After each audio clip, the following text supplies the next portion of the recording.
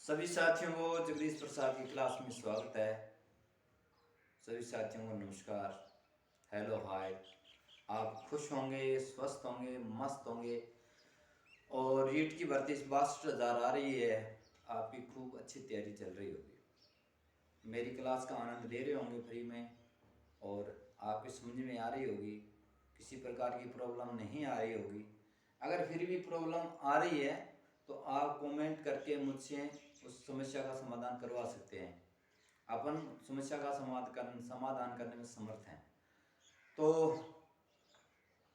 मैं तो आपसे यही उम्मीद करता हूँ, अपेक्षा रखता हूँ कि मैं अपनी क्लास ईमानदारी से लगा रहा हूँ, तो आप भी अपना काम जो शेयरिंग करने का है, मेरे चैनल को सब्सक्राइब करने का, लाइक करने का है, कमेंट करने का है, मेरे लिंक को आगे सेंड करने का भी काम आप ईमानदारी से करते होंगे। इसी उम्मीद के साथ में अपन कर रहे थे व्यंजन संधि, और व्यंजन संधि का कल जो एक नियम किया था उस नियम को एक बार फिर दोहराएंगे और उसके कुछ उदाहरण और करेंगे। तो कल व्यंजन संधि का नियम किया था हमने कि ई और ई, उ, ए, आई और ई, उ, ए, आई और मूर्धन्य स है। इसके बाद में अगर आ जाए स्थ या आ जाए सन, ई, उ, ए, आई और मूर्धन्य स, इसके बाद में आ जाए स्थ और सन, ये हम कर रहे थे। तो स्थ तो बन जाएगा 60 में बदल जाएगा, और ये सन है ये बदल जाएगा सन में। किसमें बदल जाएगा? सन में। ये कर रहे थे। तो जैसे यहां लिखा है v प्लस सनो, तो ये क्या बन जाएगा? v का तो v आएगा, ये मूर्धन्य स बन जाएगा, और नय का क्या आ जाएगा? अनय, और विष्णु क्या बन जाएगा? विष्णु। इसी प्रकार से आगे इसके उदाहरण देकर और करते हैं। एक उदाहरण आता है प्रति प्लस स्था, क्या आता है? प्रतिष्ठा। तो प्रति स का हो जाएगा मूर्धन्य स, और थ का हो जाएगा ठ, और आ की मात्रा लग जाएगी प्रतिष्ठा। क्या बन जाएगा? प्रतिष्ठा। एक शब्द आता है अधि, एक शब्द आता है अधि प्लस स्था ता, स्था, अधिष्ठा ता, क्या आएगा? अधिष्ठा ता। तो इसका क्या हो जाएगा? ए धी, ये तो आ ही गया, स का मूर्धन्य स, और थ का ठ, और आ की मात्रा ता, क्या बन जाएगा? अधिष्ठाता। इसका क्या बनेगा? अधिष्ठाता। और आगे चलते हैं, कुछ उदाहरण और कर लेते हैं अपना। आगे उदाहरण करते हैं युद्ध प्लस स्थिर, युधि प्लस स्थिर, क्या आएगा? क्या आएगा? युधि प्लस स्थिर, युधि प्लस स्थिर, तो यु धी, ये तो आ गया, स का हो जाएगा मूर्धन्य स, थ का हो जाएगा ठ, और रे आ जाएगा रे, तो क्या बन जाएगा? युधिष्ठर। युधि प्लस स्थिर का क्या बन जाएगा? युधिष्ठर। एक आएगा शब्द पर में, क्या है? पर में। क्या आता है? एक शब्द आता है पर में, एक शब्द आता है पर में सथी, क्या आता है? पर में सथी। तो इसका क्या बनेगा? पे रे में, इस से का हो जाएगा मूर्धन्य से और थे का हो जाएगा ठी, क्या बनेगा परमेष्ठी। ये नियम अब आपकी समझ में आ गया है। आगे का नियम करते हैं विसर्ग संधि में।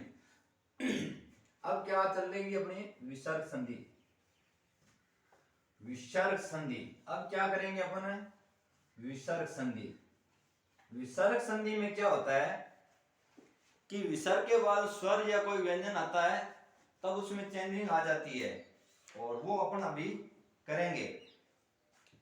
विसर्ग संधि का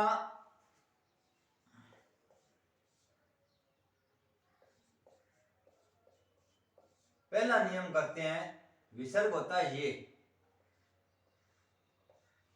पहले नियम कहता है कि यदि ए के बाद में विसर्ग आया हो,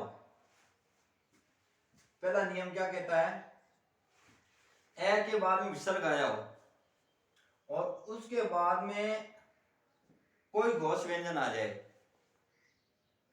जैसे ये है वर्गीय व्यंजन, और वर्गीय व्यंजन का तीसरा, चौथा और पांचवा ये घोष होते हैं, ठीक है। ग ग ग, ये पांचों जो वर्गीय व्यंजन होते हैं उन पांचों में तीसरा, चौथा, पांचवा घोष होते हैं। या तो वर्गीय व्यंजनों का तीसरा, चौथा और पांचवा व्यंजन आ जाए, या आ जाए य र ल व, ये आ जाए, ये भी घोष होते हैं। ये पांचों क्या होते हैं, घोष होते हैं। तो जो ये विसर्ग है ना, इसका क्या बन जाता है, ओ बन जाता है। एक बार दोबारा समझिए, यदि ए के बाद में विसर्ग आया हो और विसर्ग के बाद में वर्गीय व्यंजन का तीसरा, चौथा, पांचवा जो घोष ध्वनि होती है, जो व्यंजन होता है, उनमें से कोई आ जाए, या य र ल व में से कोई आ जाए, ये घोष होते हैं, तो ये जो विसर्ग है इसका ओ बन जाता है। इतनी बात समझ में आ गई। चलिए इसके उदाहरणों के माध्यम से अपने समझते हैं।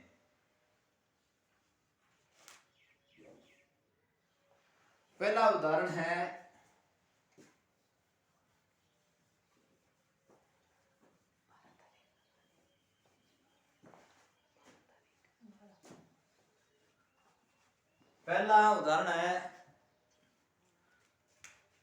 यश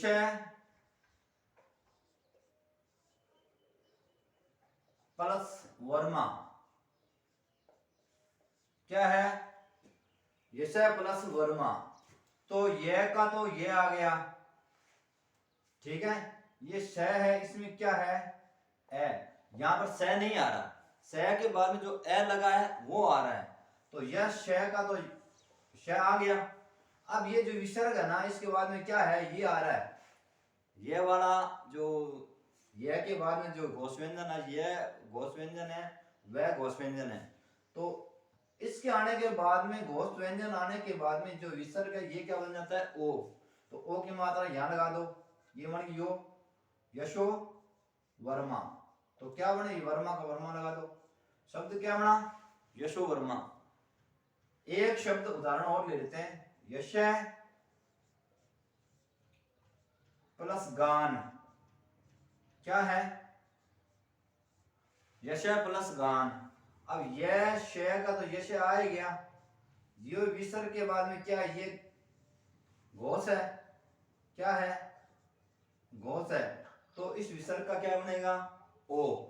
तो ओ की मात्रा क्या लगा देंगे यहां, यशो गान, क्या बन जाएगा, यशो गान। ये बात आपकी समझ में आ रही होगी। आगे करते हैं,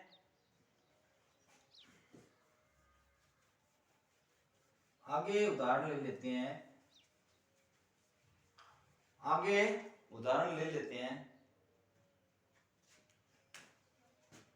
पे प्लस द, अब पे ये तो लिख दो, और ये क्या है, घोष है। तो इस घोष के आने के बाद में जो विसर्ग है किस में बदल जाएगा, ओ में। तो ये ओ की मात्रा लगा दो और ये द लिख दो। तो क्या बन गया, पेय प्लस द, पयोद। एक उदाहरण और है, अधय प्लस लिखित। तो अधय का तो अधय लिख दो, लिख दिया। अब ये क्या है, घोष है। क्या है, घोष व्यंजन है। तो ओ का क्या बनेगा, विसर्ग का क्या बनेगा, ओ। तो इस ओ को कहां लगा दें, यहां अधो। पीछे रह गया क्या, लिखित। तो ये लिख दो, लिखित, लिखित। क्या बनेगा, अधः लिखित। एक शब्द आता है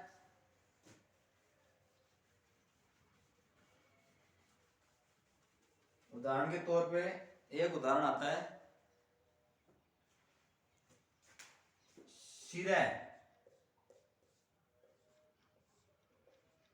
प्लस धार्य। क्या आता है, शिरः प्लस धार्य। अब सिर का तो सिर ही लिख दो, अपने लिख दिया। अब विसर्ग के बाद में ये क्या है, घोष है। घोष क्या है, व्यंजन है। तो विसर्ग का क्या बन जाएगा, ओ बन जाएगा। तो इस ओ की मात्रा को कहां लगा दें, यहां। पीछे बच क्या गया, धार्य, यशो धार्य। क्या लिखा जाएगा, यशो धार्य। आगे एक उदाहरण लिखते हैं, रज प्लस में।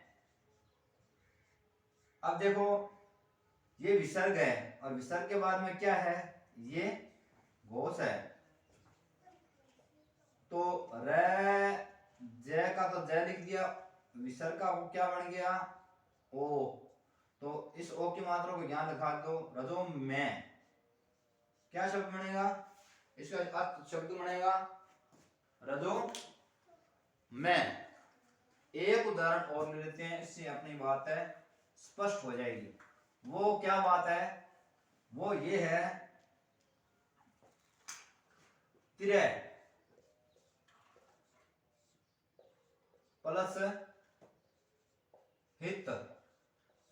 तो ये क्या है, ये घोष है। क्या है, घोष व्यंजन है। और तो विसर्ग का क्या बन जाएगा, ओ बनेगा। विसर्ग का क्या बनेगा, ओ बनेगा। और तो तिर को तो तिर लिख दो, लिख दिया, तिर को तिर लिख दिया। अब जो ये विसर्ग है इसके बाद में ये क्या है, घोष व्यंजन है। अब घोष व्यंजन आने के कारण इस विसर्ग का क्या बन गया, ओ बन गया। तो हम क्या कर रहे थे, ओ की जो मात्रा है यहां लगा रहे थे, किसमें, द में लगाएंगे, इधर वाले पद में अंतिम वर्ण है उसमें लगा रहे थे। तो इसमें लगा दिया। तो ये क्या बन गया, तिरो। पीछे बच क्या गया, हित। तो हित यहां लगा दे। तो क्या बन गया, तिरो हित। एक और उदाहरण ले लेते हैं, तिरह प्लस भाव। तिरह प्लस भाव। अब ये देखो भय, पे वाला चक्कर है, पे के वर्ग का तीसरा पे फिर भय चौथा है। चौथा का हमने क्या बताया था, घोष व्यंजन बताया था। तो ये क्या है, घोष है, व्यंजन है। ठीक है। और मैंने बताया था अगर विसर्ग से पहले क्या हो, ए हो, और ए के बाद में विसर्ग आए और विसर्ग के बाद में कोई घोष व्यंजन आ जाए, यही बात बोली थी। तो ये क्या गया, घोष व्यंजन आ गया। तो हमने क्या बताया था, इस विसर्ग का क्या बन जाएगा, ओ बन जाएगा। क्या बनेगा, ओ। और ओ को हमने कहां लिखने के लिए बोला था, तिर का तिर लिख लो। इस ओ की मात्रा को यहां लगा दो, लगा दिया। पीछे बच गया भाव। तो ये क्या हो गया, तिरो भाव। ये बात आपके मेरे हिसाब से समझ में आ गई होगी। आगे उदाहरण नियम और देखते हैं और उसके हिसाब से आगे करते हैं। कितना मिनट हो गए भाई,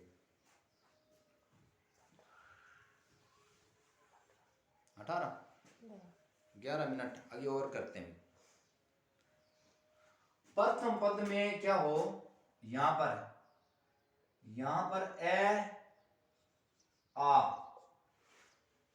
इनको छोड़ करके, ए आ को क्या है, छोड़ करके, छोड़ कर क्या है, ए आ तो पहले तो ए वही चल रही थी, अब ए आ दोनों को छोड़ करके कोई अन्य स्वर आ जाए, कोई अन्य स्वर हो, ठीक है, अन्य कोई भी स्वर, ई हो, ऊ हो, कोई भी स्वर हो, उसके बाद में लग जाए विसर्ग। यहां तक तो हो गया प्रथम पद। क्या है, ए आ स्वर को छोड़ करके अन्य किसी स्वर के बाद में विसर्ग लग जाए, ठीक है, और विसर्ग के बाद में क्या लग जाए, विसर्ग के बाद में क्या लग जाए, वर्गीय, क्या है, वर्गीय व्यंजन का तीसरा, चौथा, पांचवा, क्या, तीसरा, चौथा, पांचवा प्लस ये रे ले व है, ये रे ले व है, ये आ जाए या आ जाए कोई स्वर। एक बार दोबारा समझ लीजिए, पहले हम कर रहे थे ए की संधि, ए के बाद में विसर्ग आए और विसर्ग के बाद में तीसरा चौथा व्यंजन आ जाए या ये रे ले में से कोई आ जाए, तो जो विसर्ग है इसका ओ बन रहा था। यहां पर क्या है, ए आ दोनों को छोड़ना है, छोड़कर अन्य कोई स्वर आ जाए, अन्य कोई स्वर आ जाए और स्वर के बाद में क्या आ जाए, विसर्ग आ जाए। ये तो हो गया प्रथम पद। इसके प्लस यहां लगेगा प्लस, प्लस के बाद का दूसरा पद है, उसके आरंभ में या तो तीसरा चौथा पांचवा व्यंजन अर्थात कोई घोष व्यंजन आ जाए वर्गीय व्यंजनों में से, ठीक है, या आ जाए ये रे ले व है, या आ जाए स्वर। स्वर इसलिए मैंने पीछे की क्लास में बताया क्योंकि स्वर होते हैं सभी घोष होते हैं, स्वर सभी क्या होते हैं, घोष होते हैं। अगर ये कंडीशन रहती है ना, तो जो ये विसर्ग है ना, इस विसर्ग का क्या बन जाता है, रे बन जाता है, विसर्ग का क्या बन जाता है, रे बन जाता है। जिससे उदाहरण के तौर पे हम कुछ उदाहरण लेके देखते हैं, इसको मिटा देते हैं, आपने इसको नोट कर लिया होगा है? अब इसके उदाहरण देखते हैं। उदाहरण के अंदर हम देखते हैं निर, नी प्लस गुण, एक ले लेते हैं नी प्लस जर, एक ले लेते हैं नी प्लस भर, ले लिया। यहां पर ए आम तो फिर स्वर नहीं आ रहा ना, उनसे अलावा कोई स्वर आया है, कौन सा स्वर आया है, ई स्वर लगा है, और ई स्वर के बाद में क्या लगा है, विसर्ग लगा है।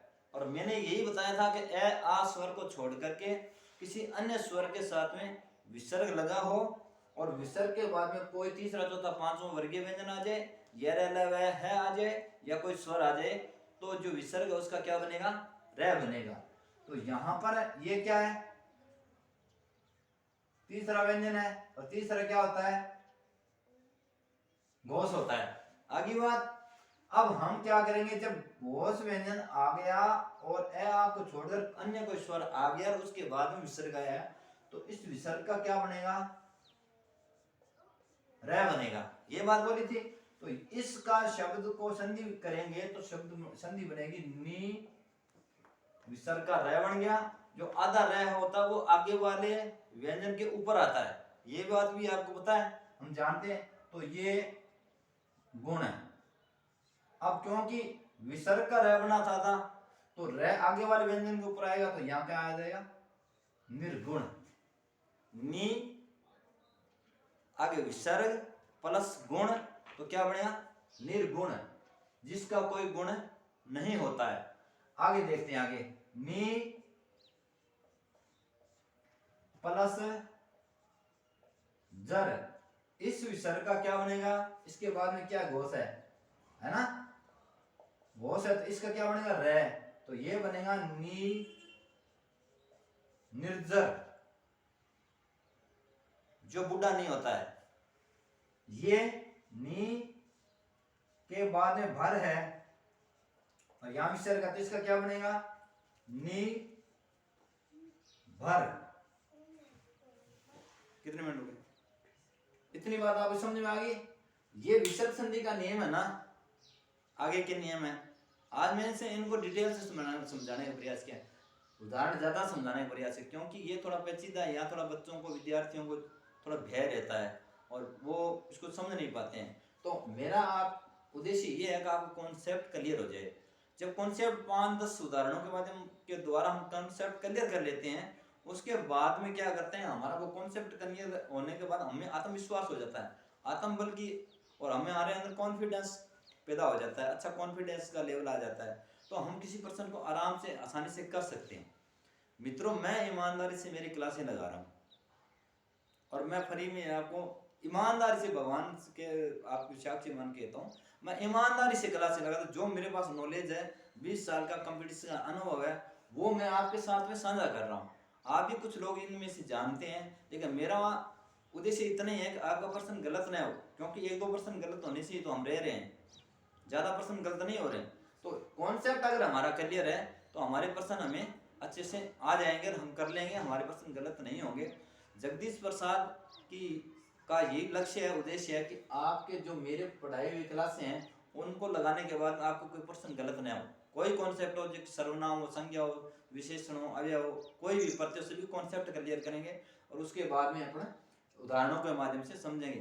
तो मैं अपना ईमानदार से काम कर रहा हूँ मित्रों, आप भी ईमानदार से मेरे चैनल को शेयर करें, सब्सक्राइब करें, लाइक करें, बेल आइकन दबा के रखें और मेरे लिंक को ज़्यादा से ज़्यादा विद्यार्थियों तक लिंक पहुंचाने की कोशिश करें, क्योंकि जो विद्यार्थी कोर्स को नहीं खरीद पाते हैं, जिनके हालात इतने खराब हैं, वो कोर्स नहीं खरीद पाते, उनके लिए रामबाण है। और मैं वो सभी कुछ करा रहा हूँ जो आपकी परीक्षा के लिए उपयोगी है, फालतू मैं कुछ नहीं करा रहा हूँ। तो इसी के साथ जगदीश प्रसाद को इजाजत दीजिए, नमस्कार।